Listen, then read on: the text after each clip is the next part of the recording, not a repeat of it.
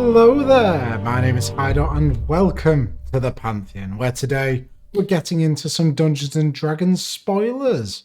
Ooh, very posh. And here we have Nadaar.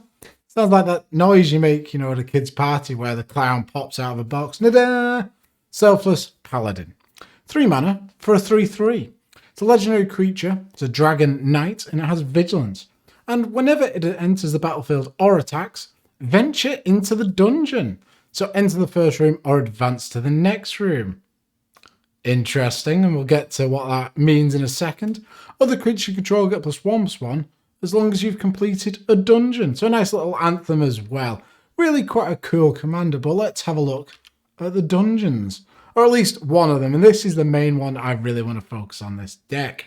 Because it gives white a couple of things that it doesn't really have. It's a bit of card advantage, a bit of ramp, and you get to scry through your deck. It's really, really nice, and also it's the longest of all. So you really want to go on that quest to achieve brilliance, don't you?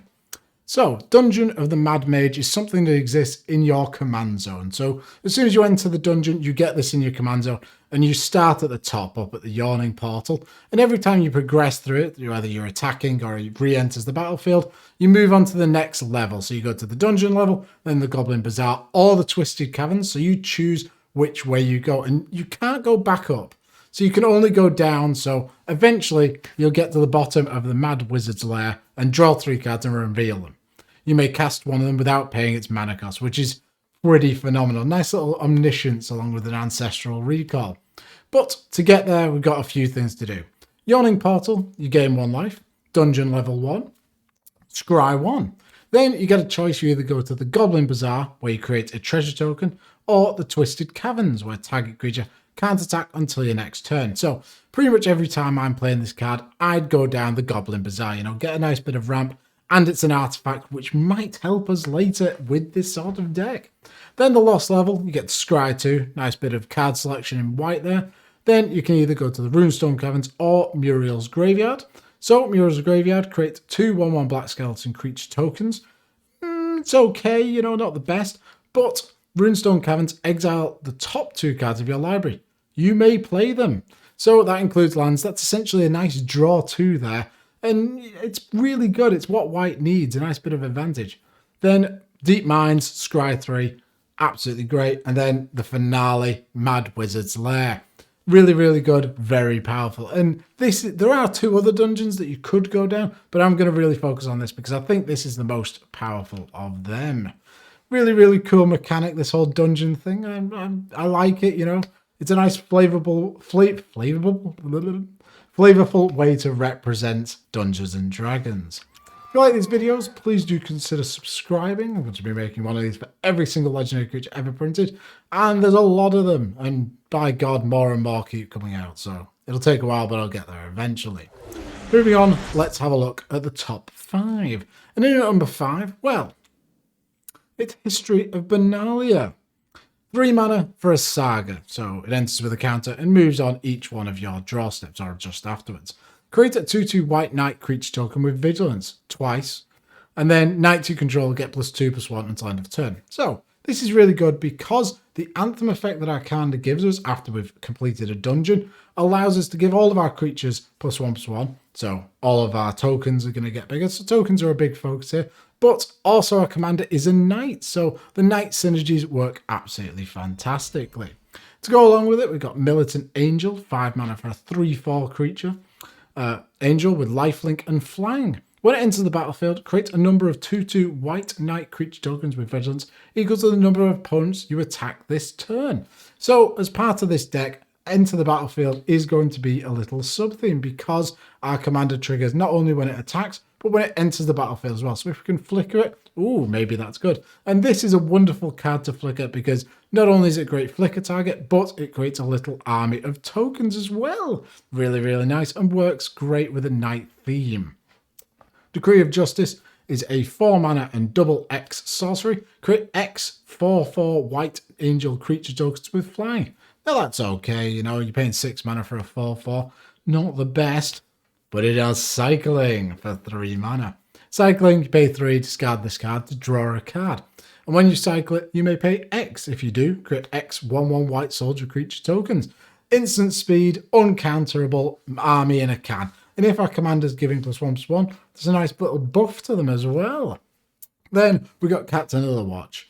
6 mana for a 3/3 with Vigilance. Other soldier creatures you control get +1/+1 in Vigilance. So our commander isn't a soldier, but this comes in and makes us 3/1/1 soldiers. So in essence, this is an absolute army in a can. It's fantastic. And if we flicker this, we're going to get 3 more 2/2s effectively with this on the field. So the army will just keep growing over and over again. Really nice and synergistic. Which brings me on to number 4. And at number 4, speaking of all the knight tokens, our commander being a knight, let's play Knight Exemplar. 3 mana for a 2/2 with First Strike. Other knight creatures you control get +1/+1 and are indestructible. So one of the main problems with our commander attacking in to get that trigger on our dungeon, keep progressing it, is the fact that it will die in combat. It's only going to be a 3/3 with Vigilance. But this being on the field allows our commander to just attack in willy-nilly. And it's going to have +1/+1. The indestructibility is absolutely fantastic on this card and works exceptionally well with all of the tokens that we're going to be creating that are knights as well. To go along this knight theme, we've got Kinsbale Cavalier. 4 mana for a 2/2. Knight creature you control have double strike. So it turns our commander into essentially a 6-power creature. We could kill someone with commander damage, which is pretty fun in my opinion. Then we have Circle of Loyalty. 6 mana for a legendary artifact. The spell costs 1 less to cast for each knight you control. Creature control get +1/+1, so working on the sort of buff aspect there. Whenever you cast a legendary spell, create a 2/2 white knight creature token with Vigilance. Then you can pay 4, tap it, create a 2/2 white knight creature token with Vigilance. So this works really well, if you manage to get this out before your commander, really good. Or if you're going to be, playing other legendary creatures, maybe an Elish Norn, something like that, you're going to trigger this, get a knight, Elish Norn's going to buff that. This is going to buff everything as well. And then our commander's going to buff everything as well. Absolutely wonderful. Then Valiant Knight. Knight is a 4 mana 3/4. Other knights you control get +1/+1. And you can pay 5. Knights you control gain double strike until end of turn. Wonderful. Double strike, as I talked about, is really, really powerful. And just having that anthem on a stick, pretty good. And it's riding a majestic lion. Who doesn't love artwork that depicts majestic lions? I assume you do. Bringing me on to number 3. And at number 3, we've got Flicker Form for all those sort of enter the battlefield style shenanigans. And a focus here on reusable ones, or at least, ones that we can use over and over again. 2 mana for an enchantment aura. Enchant creature, so we want to be targeting our commander with this. Pay 4. Exile enchanted creature and all auras attached to it. At the beginning of the next end step, return that card to the battlefield under its owner's control. If you do, return the other card exiled this way to the battlefield under its owner's control and attach them to that creature. So if we manage to hold up 4 mana, if someone points a removal spell at our commander, out he goes and then he comes back in at end of turn. Or if someone goes to wipe the board, we can save our commander as it'll come in after the board wipe's resolved. Very, very powerful effect, and you can build your deck to take advantage of this. Put in a couple of other creatures that work really well with enter the battlefield effects. Maybe some cards that draw your cards. Solemn Simulacra and ramps you each time you pay 4 mana. There's loads of things you can do.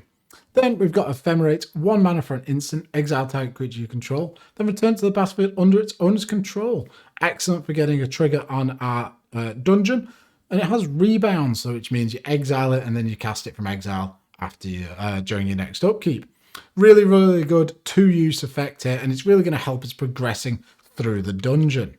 Then we've got Charming Prince, the jack of all trades here. 2 mana for a 2/2. When it enters the battlefield, choose 1. You can either scry 2, okay, quite cool. Gain 3 life, pathetic. Or exile another target creature you own, return to the battlefield under its owner's control at the beginning of its end step. Really, really good for triggering our commander. And again, if we have any other enter the battlefield creatures, we can use it on this to gain some advantage.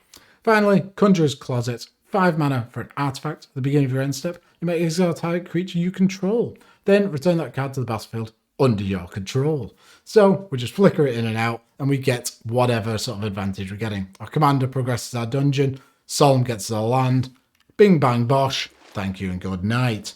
Which brings me on to my number 2 pick. And this one is a really cool way of using A, enter the battlefield effects, but B, our commander. And the fact that our commander is legendary doesn't really affect Blade of Cells all that much. It's a 2-mana equipment with a quick creature, has Myriad. Myriad means whenever it attacks, for each opponent other than defending player, you may create a token that's a copy of the creature that's tapped and attacking that player or planeswalker they control. Exile tokens at end of combat. Equipped for 4 mana. So this is really good because we put this on our commander. Our commander swings in vigilantly. We create 3 token copies of it, and that triggers our dungeon escapades 3 times because it's entered the battlefield. Yes, it dies to the legendary rule, but oh well, we've progressed through the dungeon. We can keep going. We can get to the loot at the bottom of it, draw loads of cards, cast something for free.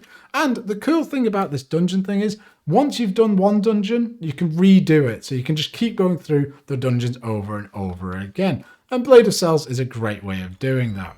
Stoneforge Mystic, wonderful way of fetching it up. 2 mana for a 1/2. When it enters the battlefield, you may search your library for an equipment card, reveal it, put it into your hand, and shuffle your library. You can pay 2, tap it, you may put an equipped card from your hand onto the battlefield. Excellent way of cheating on mana costs here. If you have some big equipments in your deck, you can search them up. Maybe Kaldra Complete from Modern Horizons 2. You know, put it on, start slapping your opponents for 5. Then Helm of the Host is another great equipment that works wonderfully with our commander. 4 mana for a legendary equipment. Artifact. At the beginning of combat on your turn, create a token that's a copy of a quick creature. Except that token isn't legendary if a quick creature is legendary. That token gains haste. So this will make a copy of our commander, which, because it's not legendary, will stay around, so it triggers it into the battlefield. Then it's not legendary, so it can attack because it has haste straight away. So we're really going to churn through those dungeons, you know, keep making steps in and dig down to get all the glorious treasure. Stonehewer Giant is another great way of getting all of these equipments onto the field and also cheating on equip cost. 5 mana for a 4/4 with Vigilance as a Giant Warrior. Pay 2 and tap it. Search your library for an equipment card and put it onto the battlefield. Attach it to a creature you control, then shuffle your library.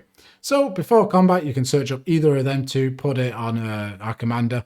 Or if you're in the middle of combat and you know everything's going Pete Tong, you can search up that Kaldra Complete, put it onto something, protect it, give it indestructible. Absolutely fantastic. And while we're searching, why don't we search for a couple of other cool things? Urza's Saga is a land that, well, and also a saga, then to the battlefield, and it gets a saga token. A law counter, that's what it is, a saga token. Anyway, the first story that we have is Urza's Saga gains tap to add a colors. Then it gains pay 2 and tap it to create a 0/0 artifact construct. With it gets +1/+1 for each artifact you control, which is quite good. We're going to be playing a lot of artifacts in this deck. Then finally, search your library for an artifact card with mana value 0 or 1. Put it onto the battlefield and then shuffle your library. Now, that last ability is the reason we want to play this. You can't search up artifact lands, sadly, because they don't have a mana value of 0. They just simply don't have a mana value. But you could search up your Soul Rings, you know, mana crypts, all that sort of thing, or Commander's Plate.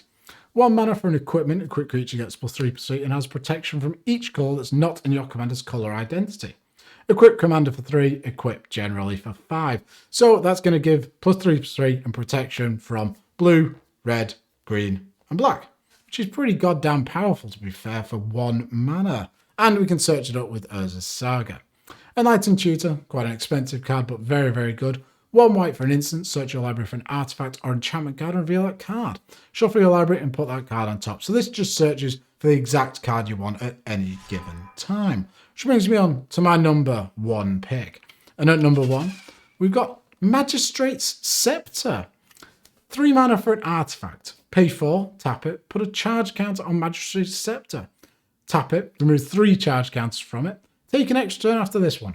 Now this is incredibly cumbersome, I will not lie to you. Removing 3 counters is pretty hard to get them on, but taking extra turns in this deck is so good because we can just keep attacking in, keep progressing through the dungeons, keep getting all of those sort of rewards from each of the different locations, and all we need to do is pump mana into it. So here's a couple of ways we can cheat with that. Manifold Key is a 1 mana artifact. You can pay 1 to tap it to untap target artifact. So this works exceptionally well on the Scepter. We can get 2 charge counter on a turn, and then every other turn we're going to be able to take an extra turn. It's going to cost us 15 mana, but we can get there, or 14. But this is a great card just in mono whites in general. All of our ramp is going to be artifacts like Thran Dynamo up there, but this also has a hidden ability. Can pay 3 to tap it to give target creature can't be blocked this turn. So we can use it on our commander and just get in there to make sure that we're progressing through the dungeon. Really cool. Thran Dynamo, as I said, 4 mana for an artifact, tapped for 3 mana. There we go. Excellent bit of ramp. Exactly what you want to be untapping with things like Voltaic Key. 1 mana for an artifact, pay 1, tap it, untap target artifact. So you could untap itself, but that doesn't really give us anything, does it now? Time Sifter is another interesting mono white or artifact extra turn spell. 5 mana for an artifact. At the beginning of each player's upkeep, each player removes the top card of his or her library from the game. The player who removed the card with the highest converted mana cost takes an extra turn after this one. If 2 or more player cards are tied for the highest cost, the tied players repeat this process until the tie is broken. So, hypothetically, if our mana costs, we can stack our deck, maybe using some deck manipulation, we can put all of our expensive cards on top and just keep exiling them to get extra turns. Really, really awesome. But I'll be honest, I think your opponents will be pretty depressed if this is being played against them. These sort of cards are really cool and work really well, but they're just, I just say it, they're not that fun because they mess with the sort of basic elements of the game. People come to play their own decks and this messes with exactly what they want to be doing. So be wary. Ugin's Nexus is a 5 mana legendary artifact. If a player would begin an extra turn, that player skips that turn instead. Ooh, nice against blue players. Why did I act like that? If Ugin's Nexus would be put into a graveyard from the battlefield instead, exile it and take an extra turn after this one. So if you have a way to sacrifice this, you can take an extra turn and, get a couple of attacks in, progress through the maze. the Waves of Aggression is a 5 mana sorcery. Untap all creatures that attack this turn. After this main phase, there is an additional combat phase followed by an additional main phase. And the main thing here, it has Retrace. You can play this card from your graveyard by discarding a land card in addition to paying some of the costs. So for just discarding a land, you can get an extra combat step, get an extra step down the dungeon. Really nice. Yes, technically you can't play this in a mono white deck, but you can pay all of the costs. It's double white. I don't see why you shouldn't be able to play this in mono white. And this is EDH, it's not tournament legal. Why don't you just do it? Ask your friends if they're all right with you playing this. I'm sure they will be. Look at the artwork. Who can deny a bunch of goblins flying towards you? And those are my top 5 cards for this brand new commander. It's really, really cool, to be honest. I really like the dungeon mechanic. It gives a lot of interesting sort of things to mono white, which is nice. Nice bit of card draw, bit of ramp, all sorts of stuff. I like it. Thank you very much for watching. If you enjoyed this video, please do like, comment, and subscribe. And I'll see you later. Bye.